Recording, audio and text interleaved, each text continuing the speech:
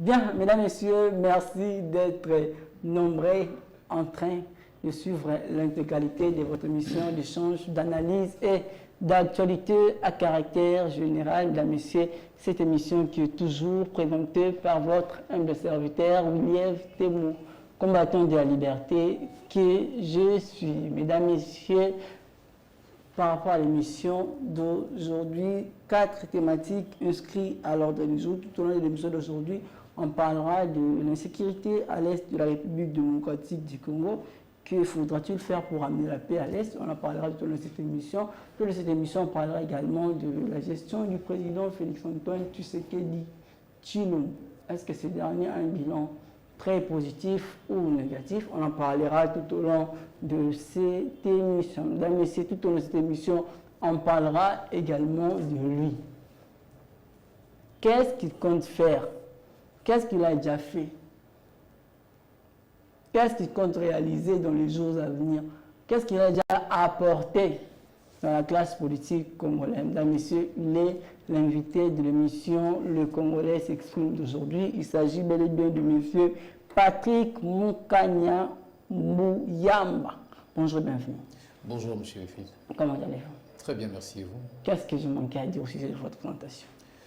Déjà, je vous remercie de m'avoir invité à participer à votre émission. C'est un honneur pour moi de partager mon point de vue sur les différents sujets qui feront l'objet de nos discussions dans l'heure qui suit. Alors, qui suis-je? Je suis Patrick Mukanya Muyamba, analyste politique, on va dire acteur politique, mais pas forcément sous les feux des projecteurs depuis plusieurs années. Mais j'ai mis pied en politique aux côtés des grands de ce pays qui sont avec nous et d'autres qui nous ont précédés dans l'au-delà. Donc, comme je disais, Patrick Mukanya Muyamba, acteur politique, membre d'un parti et d'un regroupement qui se retrouve dans l'Union Sacrée, Action alternative des acteurs pour l'amour du Congo, 4AC, c'est la plateforme dans laquelle nous agissons. Et je suis juriste de formation. Actuellement aussi agent à l'Office congolais de contrôle où je suis élu de travailleur, donc délégué syndical national. Donc brièvement, c'est ce que je peux dire de moi. D'abord, je peux savoir d'où vous est venue la motivation de faire la politique. D'où vous est venue l'envie de faire la politique? Et c'était quand? Alors, j'aimerais qu'on passe sur la deuxième terminologie de la motivation plutôt que de l'envie. Ce n'est pas une question d'envie parce que je crois que ceux qui s'inscrivent à faire la politique devraient le faire par vocation. Et quand on a une vocation, déjà de manière innée, les motivations viennent. Mais comme on dit, parfois les vocations naissent des frustrations. Les frustrations que j'avais pu avoir en moi, c'était au regard de comment notre pays était géré depuis l'indépendance jusqu'à aujourd'hui. Nous nous sommes rendus compte que malgré les potentialités qui sont les nôtres, nous ne rivalisons pas d'ardeur avec d'autres pays et en Afrique et à travers le monde. Donc je me suis dit pourquoi ne pas aussi rentrer dans la sphère où les choses se décident pour essayer d'apporter notre pierre à la construction de l'édifice Congo. Donc pour faire bref, ce sont les difficultés que vivait notre peuple ou que vit encore notre peuple qui m'ont conduit à m'intéresser à la question politique et à essayer humblement, modestement de participer à l'effort de construction de notre nation. Alors, je rappelle à ceux qui nous suivent que l'invité d'aujourd'hui, M. Patrick Mukanya, est bel et bien candidat à la circonscription électorale de la Lukunga. Exact. C'est ça? Exact. D'abord, je peux savoir pourquoi vous postulez. Alors, c'est corollaire à ce que je viens de dire. Comment agir pour influer positivement dans la marche de notre pays? Il faut être un véritable acteur. L'acteur peut être l'analyste, mais l'acteur peut aussi être celui qui est inscrit dans les institutions, comme membre des institutions. Or, la meilleure façon, à mon sens, de servir le peuple, c'est de se retrouver à être ses représentants. Comme je vous ai dit tout à l'heure, je suis cadre à l'Office congolais de contrôle depuis plus de 13 ans et j'ai été élu par 2 fois. Là, vous évoluez en tant qu'agent, soit vous évoluez en tant que fonctionnaire de l'État. Voilà, on va dire agent de l'État, parce que je suis à l'OCC, là-bas il n'y a pas des fonctionnaires, il y a des agents de l'État. Je suis un agent de l'État, mais ce n'est pas ça plus ce que je veux dire. Ce que je veux dire qu'en tant qu'agent de l'État, j'ai l'expérience de la représentation des travailleurs, parce que j'ai été élu délégué syndical par 2 fois, et je sais ce que c'est un élu, et les capacités dont dispose l'élu pour faire en sorte que les choses changent dans le camp de ceux qui dirigent. En tant que délégué syndical, je crois que si vous passez votre micro à l'OCC, on pourra vous dire qu'est-ce que nous avons fait pour que les travailleurs se retrouvent. Donc je me suis dit, si à un niveau bas de délégué syndical, on a réussi à obtenir cela pour les travailleurs, pourquoi ne pas se permettre de solliciter le suffrage du peuple pour faire autant et transformer leur vie en étant de véritables représentants qui se battent pour eux et qui veillent au contrôle de l'exécutif. Alors, une fois élu député national, d'abord je peux savoir, ça sera quoi en fait votre rapport de la toute première session de l'Assemblée nationale? Alors, votre rapport. Qu'allez-vous faire? Combien de propositions de loi en fait allez-vous endosser dans la toute première session? Déjà, j'aimerais vous faire comprendre que un élu, individuellement, a les capacités de faire infléchir les positions de l'Assemblée ou même du gouvernement. Parce que le mandat du député, au terme de notre Constitution, n'est pas impératif. Et le député a les capacités de proposer la manière avec laquelle la société peut être gérée par les différentes propositions de loi qu'il peut soumettre au bureau puis à la plénière pour qu'il soit validé. Mais que vais-je faire en tant qu'élu si jamais je l'étais? Je vais inscrire cela dans un cadre beaucoup plus globalisant, pas individuellement. Je pense que nous avons, nous, peuple congolais, désormais besoin d'avoir un Parlement qui est au fait des enjeux qui sont les nôtres. Et le député que je serai, avec les autres députés élus, si le Seigneur nous faisait grâce d'être élus, ça sera un député qui va s'inscrire à procéder à des réformes profondes de notre système de gestion en tant qu'État. J'estime qu'il y a plusieurs, disons, notre cadre normatif dans plusieurs secteurs de la vie devient désuet. Il est important que l'on procède à des réformes profondes. Par exemple, sur le système éducatif, par exemple sur la gestion de nos ressources minières forestières, parce que vous êtes sans ignorer qu'aujourd'hui, le contexte congolais ou bien le contexte mondial fait que notre pays se retrouve au carrefour des appétits de plusieurs intérêts financiers à travers le monde. Et nous avons besoin de nous sécuriser au regard des richesses et potentialités qui sont les nôtres. Je peux parler du bassin du Congo. Avec le volet environnement, nous devons voir comment est-ce qu'on peut légiférer, un, pour nous sécuriser, et puis deux, pour avoir en retour le bénéfice de ce que nous nous accordons en termes de ressources à la planète. Je vais parler aussi des minéraux stratégiques que nous avons, le coltan, le cobalt, le lithium, le nickel.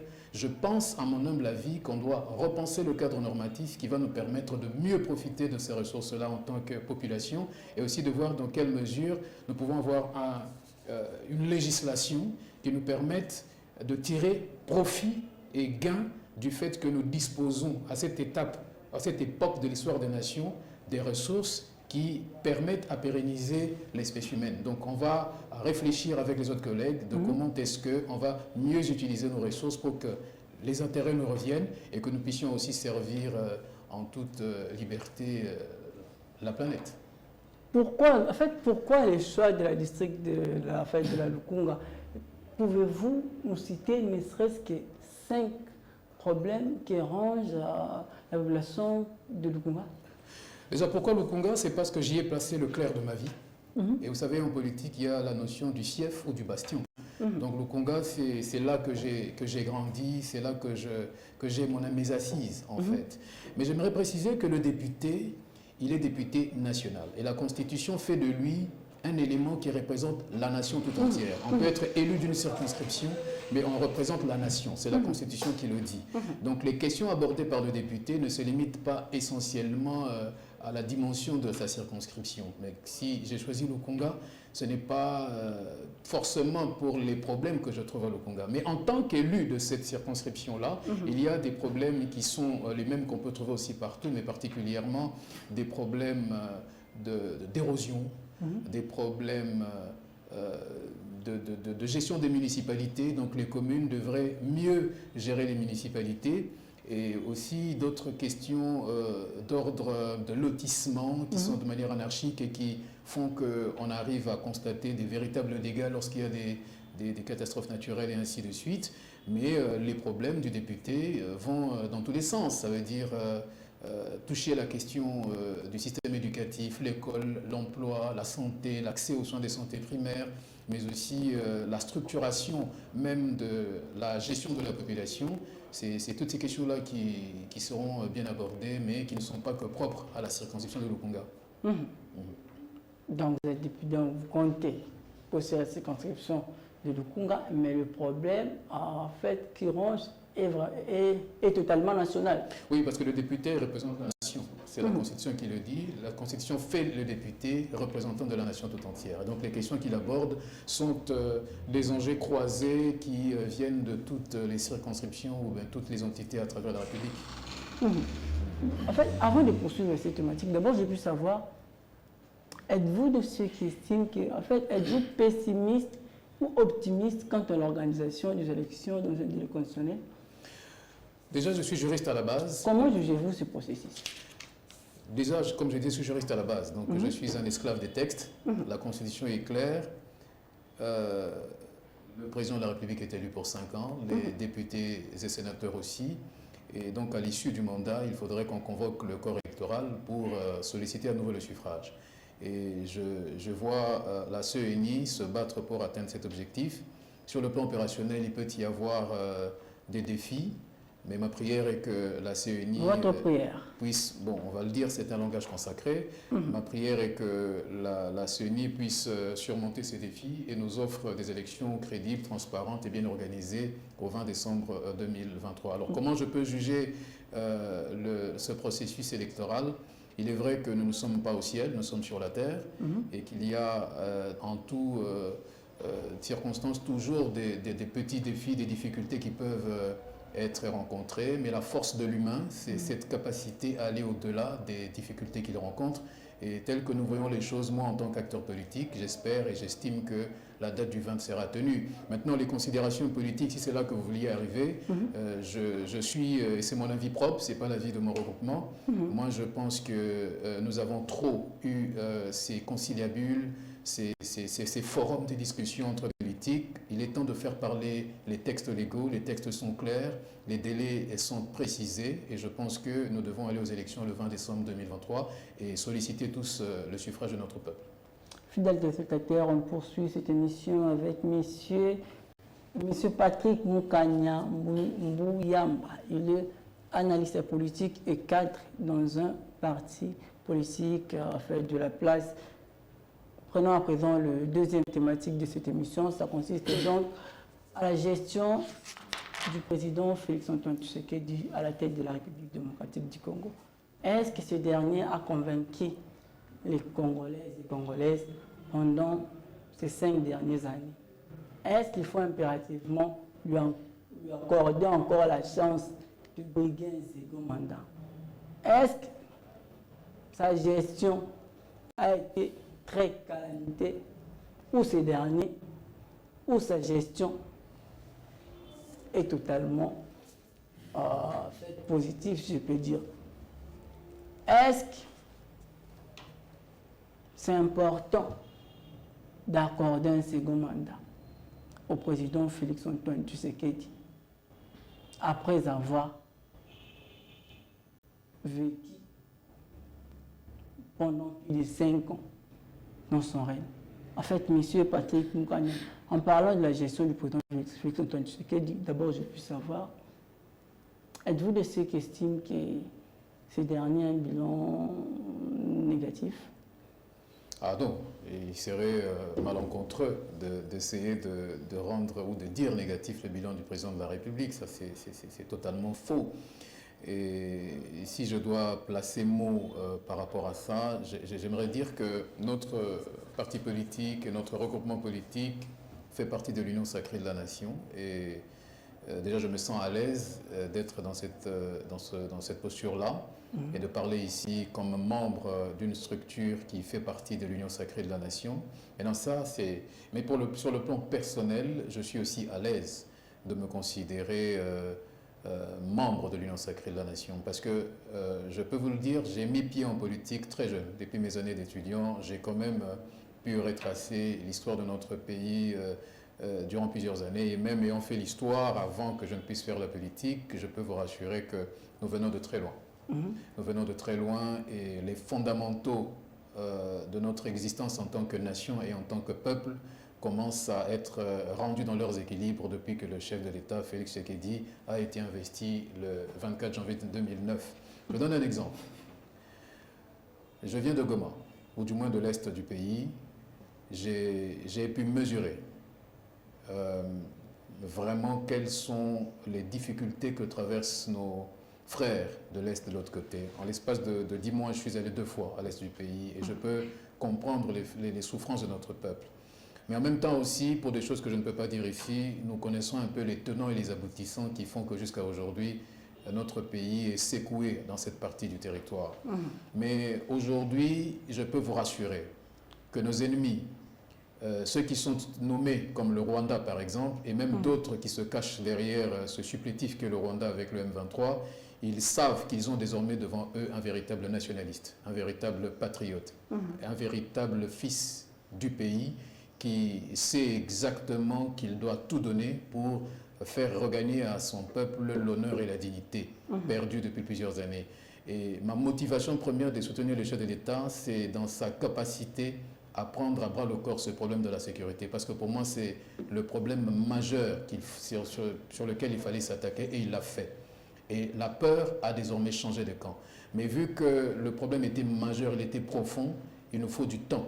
Et ce temps, c'est ce que nous demandons à notre peuple de nous l'accorder en élisant à nouveau le chef de l'État, Félix Tshisekedi, pour un nouveau mandat, afin qu'il puisse bien saisir cette question et la finir et la terminer une bonne fois pour toutes. Ça, c'est l'élément 1 qui fait que, à mon avis, son bilan est positif. Deuxièmement, il est un problème, il est un fait d'une question qui m'a toujours tenu longtemps en tant qu'acteur politique, c'est la dimension de l'éducation. Je dois vous rassurer que c'est peut-être parce que nous faisons partie de ceux et celles et ceux qui pouvaient aller à l'école et apprendre, avoir même les capacités de structurer comme ça un raisonnement. Mais ce n'est pas tout le monde, ce n'était pas donné à tout le monde jusqu'il y a 5 ans. Aujourd'hui, il y a, je n'ai pas malheureusement les statistiques ici, il y a un bon nombre de nos enfants qui ont accès à l'éducation, donc qui ont cette assimilation des connaissances de manière structurée par l'école, donc ils vont à l'école. Et c'est quelque chose de très, très, très capital lorsqu'on veut avoir un pays digne de ce nom dans les jours à venir. Des enfants qui ont reçu l'éducation nécessaire vont agir demain pour que nous puissions pérenniser notre existence en tant qu'État.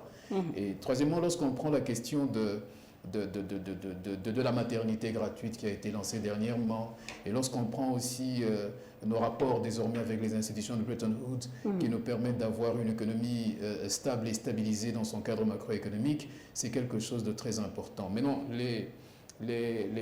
comment je vais dire, les résultats ou du moins les conséquences de ces décisions sur le panier de la ménagère, c'est toujours ce qu'on va nous dire. C'est quelque chose qui est en train de remonter petit à petit, parce que moi-même je suis agent de l'État, j'ai des amis qui sont fonctionnaires de l'État. On peut vous rassurer, de la régularité des traitements, donc du paiement, mais aussi de la majoration des salaires presque partout de ceux qui travaillent pour l'État congolais. Maintenant, il est question de mieux structurer notre économie pour permettre que les effets d'entraînement touche tous les Congolais, que chacun se retrouve. C'est des choses qui sont en train d'être faites par le gouvernement de la République et nous estimons qu'on peut leur donner encore plus de chances d'aller un peu au-delà de ce qu'ils ont fait jusqu'ici. Mais les indicateurs... S'il vous plaît, Monsieur Patrick, échangeons comme des intellectuels.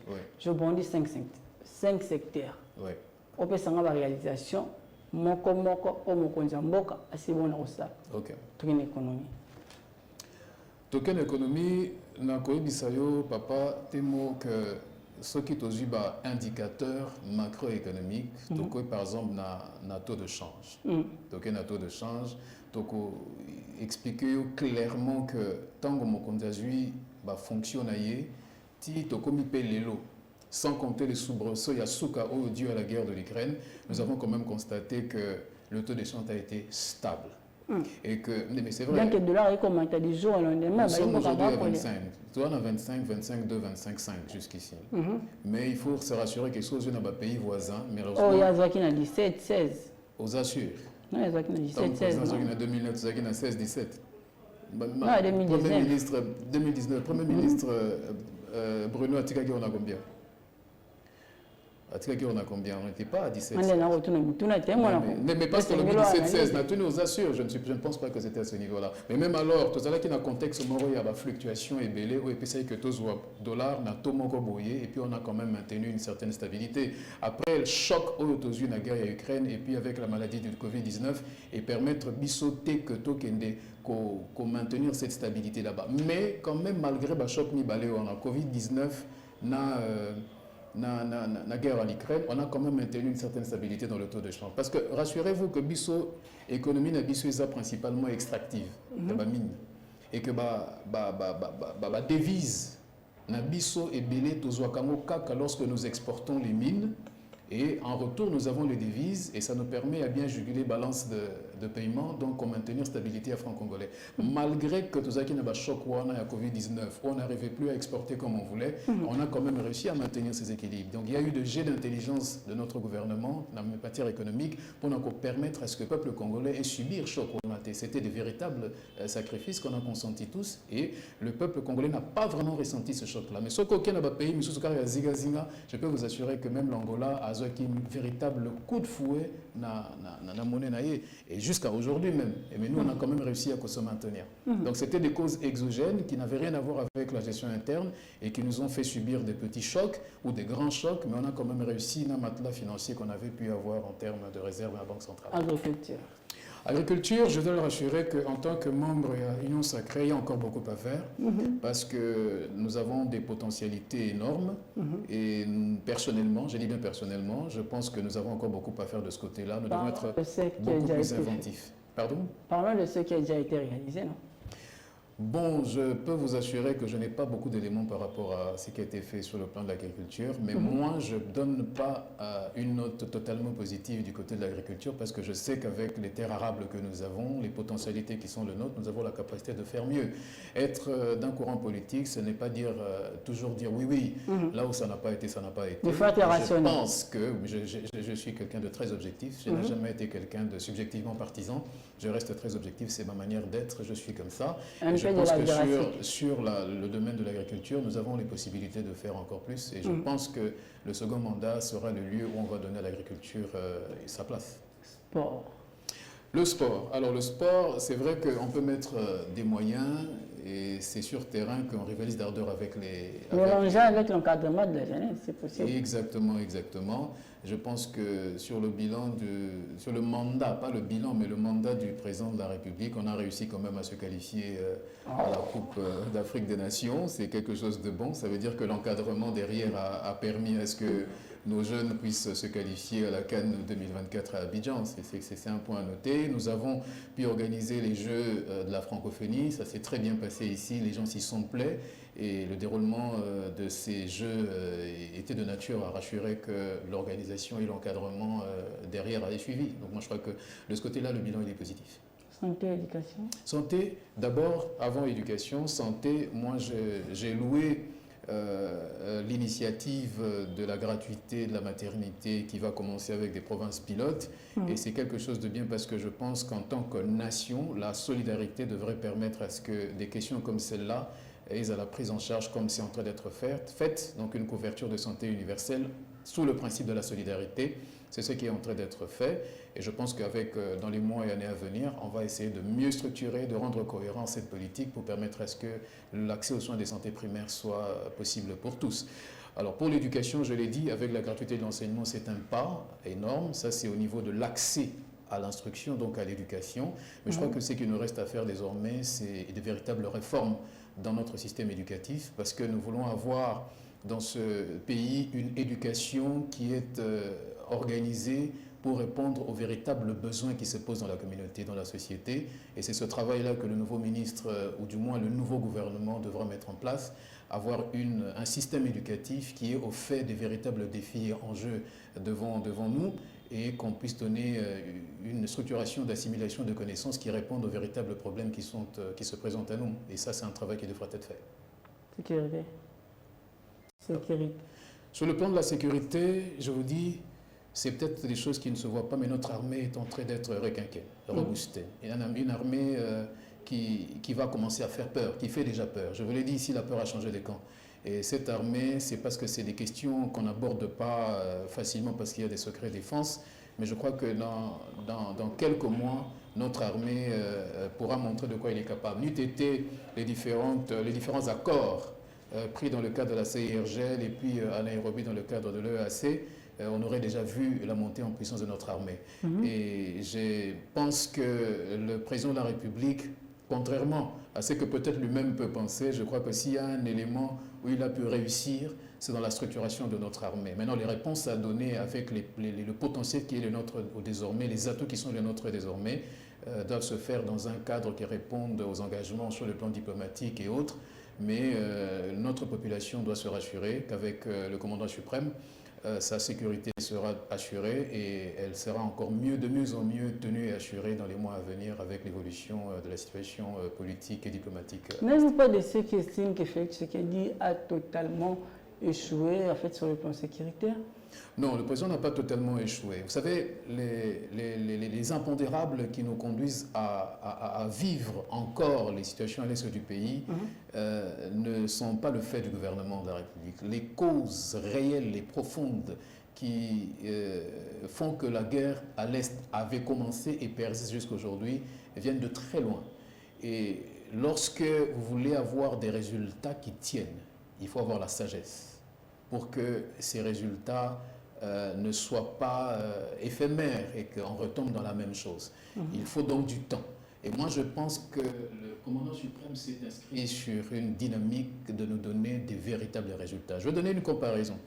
Le 24 janvier 2009, le président de la République prend le pouvoir dans un contexte que l'on connaît, FCC, cash et autres, mais il savait déjà comment il devait réussir pour déblonner un système. Il s'est donné le temps qu'il fallait et lorsqu'il fallait que le glaçonne, il a pu se défaire de la pesanteur FCC et de se construire une voie qui allait permettre au peuple congolais de se déconnecter du système d'hier. C'est dans la même logique, je pense, que dans la clairvoyance qu'il peut avoir sur cette question sécuritaire, qu'il a en même temps engagé le volet diplomatique pour permettre à ce qu'on puisse avoir la solution à ces problèmes-là. Et je suis confiant. Je suis vraiment confiant qu'avec toutes les réformes qui sont mises en place en ce moment-ci, que dans les mois à venir, le discours va changer. Et donc, bref, ce n'est pas un chaos, ce n'est pas un échec.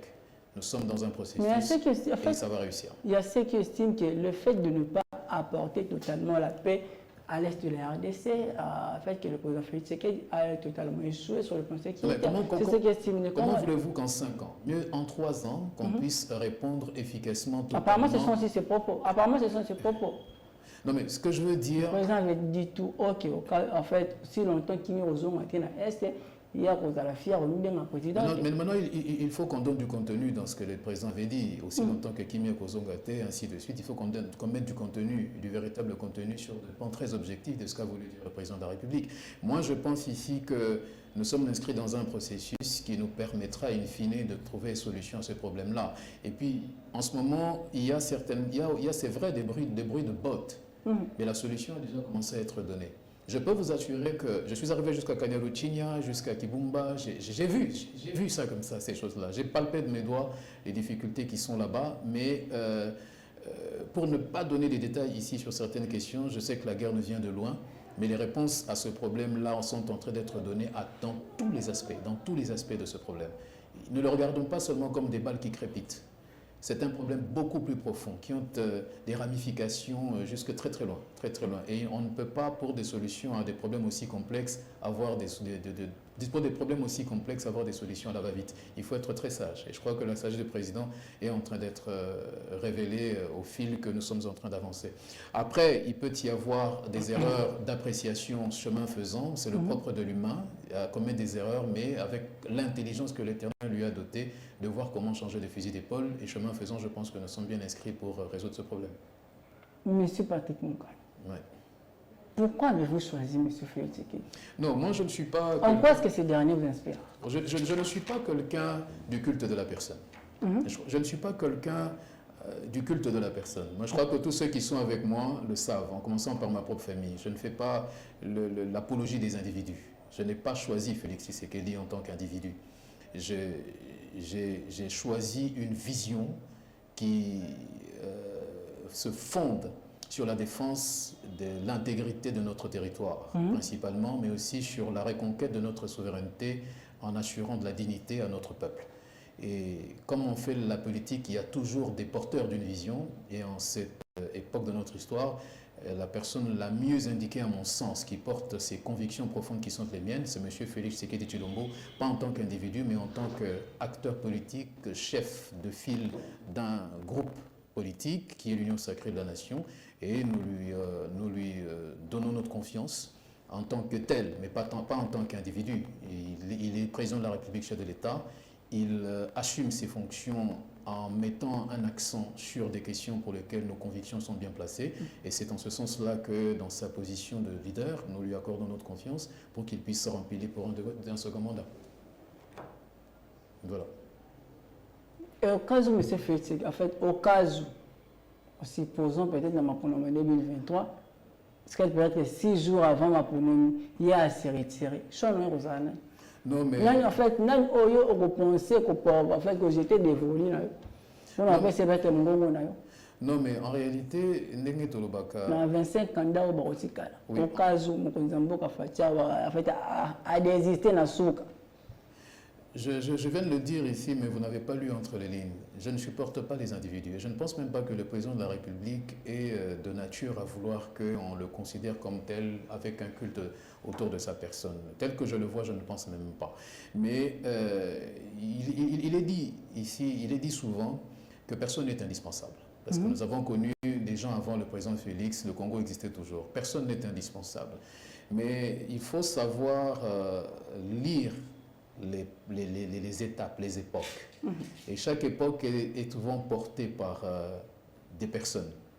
Et aujourd'hui, si le président de la République choisissait de ne pas rempiler pour un second mandat, la nature ayant horreur du vide, nous allons voir dans ce qui va se présenter à nous quelle sera la sauce la meilleure à prendre. Mais je ne vois même pas pourquoi le président devrait se raviser alors que les responsabilités historiques d'emmener ce Congo vers des lendemains meilleurs incombent sur ses épaules en ce moment. Je pense que si jamais il essayait de le faire, nous allons lui rappeler sa responsabilité historique de conduire le peuple congolais vers des lendemains meilleurs et lui demander de changer de décision. Vous voyez, en 2018, le président avait pris un autre chemin, mais le peuple, la base, qui avait confiance en lui avait demandé de revenir sur sa décision. Et comme le pouvoir est celui du peuple, je pense que le président de la République va encore faire la même chose dans cette hypothèse-là, qui est d'ailleurs pas plausible à mon sens, pour écouter la voix du peuple et de se présenter comme son guide ou son capitaine ou son leader devant les échéances qui se prêtent à l'horizon.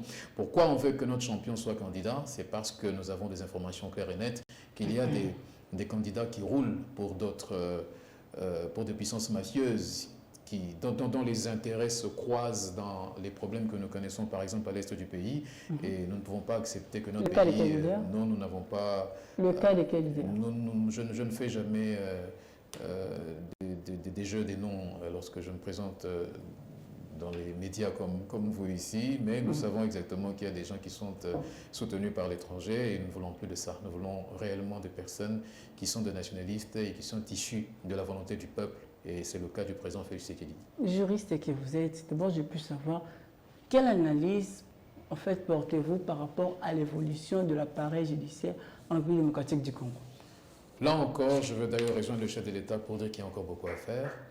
Et nous attendons que les élections qui vont aboutir à un nouveau gouvernement nous permettent d'avoir des propositions beaucoup plus claires pour améliorer l'administration de la justice dans notre pays et accorder à notre peuple une véritable justice dans les différends qui peuvent les opposer entre eux.